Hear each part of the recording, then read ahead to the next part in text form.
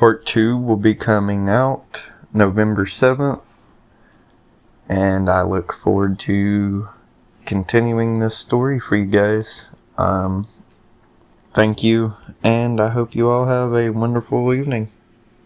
Happy Halloween! Hello, and happy Halloween. This is Horror Radio, and tonight, I, Caleb Tolbert, will be reading Warlock's Hunt for you guys. So let's get started. The sounds of brakes screech out through the empty field. The engine's hum cuts to silence. The bright headlights laminated the dilapidated double wooden front doors of a massive mansion before they too cut off, leaving dim multicolored lights that create a pathway to the doors. Quinn opened the passenger side door of his Ford Explorer. Jace pushed open the driver's side door, followed by the back doors, swinging open, unpacking Kara, Mary, and Caden. "Come on, guys, let's go," Jace says, closing the car door. Quinn stepped in front of his car, staring up at the old boarded-up and run-down mansion. Vines ran up the cobblestone blocks like long, spindly fingers crawling towards the freedom of the sky. "Do we really have to do this, Jace?" Quinn asked. "Yeah, Quinn," Jace said. "You need to get over your fear of haunted houses," Jace continued. Jace steps next to Quinn and puts his arm around his shoulders. "And what better way to do that than to try and scare us?" Jace finished excitedly. I guess you're right," Quinn said. "It would be nice to be the monster for once," Quinn stated with a fake bravado in his voice. "Yes, indeed, it would." A dark-haired, pale skin young man said gleefully from the now open double doors. "Welcome to Warlock's Hunt, the place where you haunt your friends and family," the dark-haired, pale-skinned man continued with yellow teeth bore into a creepy smile behind his blue, thin, and pale lips. "Hey, man," Caden said. "Please, call me Retznum, the Warlock," Retznum interrupted. "Hi, Retznum, the Warlock," Jace continued. Muffled laughter came from Kara, Mary, and Caden's direction. Retznum looked sharply at the trio. "Troublemakers don't last through the night here at Warlock's Haunt," Retznum said menacingly. Retznum's demeanor switched from menacing back to welcoming. Quinn and Jace look at each other concerningly. "Come in, please," Retznum said, ushering the group through the wooden double doors and inside the mansion. Retznum turned on his heel and outstretched a pale hand and an arm covered in velvet fabric that fell into a long coat. The coat looked to be over 2 centuries old with patches over the elbows. "Not you, not yet," Retznum said. Quinn came to a halt and looked at Retznum quizzically. "You will be called in after your friends have a chance to settle in the house," Retznum said in a calm tone. Retznum grabbed a hold of the door handles and with a high-pitched creak and thud of wood against wood echoed out into the night. Quinn stood back looking up at the massive house in front of him. He couldn't help but think back to the night he took his little sister to a haunted house a lot like the one he found himself staring at, while the feeling of hatred and tinge of fear he couldn't explain washed over him. Quinn's thoughts faded away like a fog lifting from its nightly hangout by the high-pitched creak that emanated from the wooden doors swinging open. "Come in, Quinn," Retznum said. "How do you know my name?" Quinn asked. "Your friends told me about you, of course.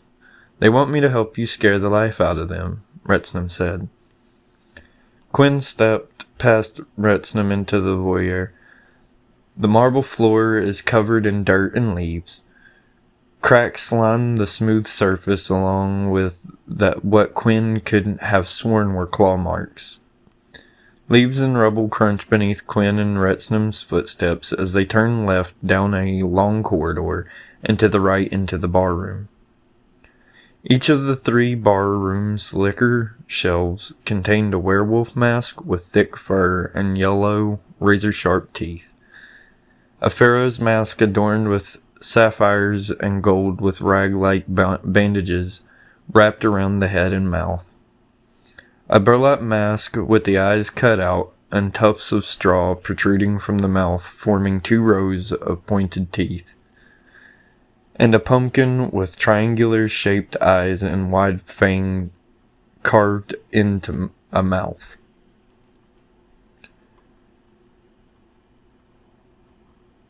"What do I do now?" Quinn asked. "Pick a mask from the wall. The mask you choose will be used to scare them all," Retznum said ominously. Quinn walked behind the counter and peered into each of the mask's eyes and sat on the shelves. Quinn scanned left to right, thinking of the best mask to scare his friends with. Quinn's eyes stopped on the pumpkin mask. "That's strange," Quinn thought to himself. The pumpkin's eyes glowed ember. Quinn reaches out for the mask and inspects it closer. "Impossible. There isn't anything in the mask that makes it light up like that," Quinn said mistakenly out loud. "Maybe that is the perfect mask to scare your friends," Retznum suggested. "Yeah, they'll think it's cool if not somewhat scary," Quinn said. Quinn turned the mask around in his hands, pulled the pumpkin over his head, and adjusted it on his face where he could see through the 2 triangular cutout eyes. Retznum snapped his fingers. "Listen closely. You will play my game," Retznum said. Quinn's body seized up. His hair stood up on his neck and arms. A chill of fear rushed through his veins as his ears hyper-focused on Retznum's words. "As the night progresses, a monster you will be. Kill your friends by the end and you will be set free," Retznum continued. "But if one should escape, that mask you wear will be your fate," Retznum said with a chuckle. Retznum snaps his fingers again, disappearing. Quinn's body stopped seizing, allowing him to reach up and pull on the pumpkin mask. Quinn pulls harder. "The mask won't budge," Quinn thinks to himself. Quinn hears Retznum's voice echo in his head. "Time is running out, Quinn," Retznum said. Quinn felt a stabbing pain in his fingertips. His nails pushed outward as his screams filled the air. His nails dropped one by one to the floor with tiny thuds. Quinn's scream, now a demonic roar, subsided with the pain. Quinn, still grunting in pain, looked down at his fingers. His nails were now long, sharp, splintered wood. His blood stained the tips of the splintered wood. "What the hell is going on?" Quinn said. "I need to find Jace," Quinn thought. Quinn ran out of the bar room, down the long corridor to the voyeur. Leaves and rubble crunch and kick against the wooden baseboards as he ran.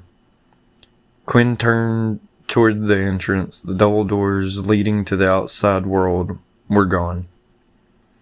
Quinn yells for Jace as he walked up the stairs. With each panic scream, the mask bellows insults and taunts in a sing-song, demonic tone. "Hey guys, get out here. We have a problem," Quinn said. "Hide or fight, you will die tonight," the mask bellows over Quinn. Quinn's feet touched down on the hardwood of the top floor. The sound of ruffling drew Quinn's attention to the bedroom at the far end of the hallway to his right. Quinn broke out into a run, turns the doorknob, and pushes open the door. "Jace, please come out," Quinn yells. Come out, wherever you are," the mask bellows again. A crash and grunt emanate from the closet. Quinn rushes to the door, swings it open. Caden is on his back, giggling. "Hey man, cool map," Caden said. Quinn's long, splintered wooden nails dug into Caden's throat, cutting off his words as blood shot from the fresh wounds. Quinn's grip tightened around Caden's Adam's apple before he separates Caden's throat from his body. Blood stains Quinn's shirt. "No, what is going on right now?" Quinn said, panicking. "One down, 3 to go, 4 hours left to save your soul." Retson's voice echoed with laughter. Part 2 will be coming out November 7th, and I look forward to continuing this story for you guys. Thank you, and I hope you all have a wonderful evening. Happy Halloween!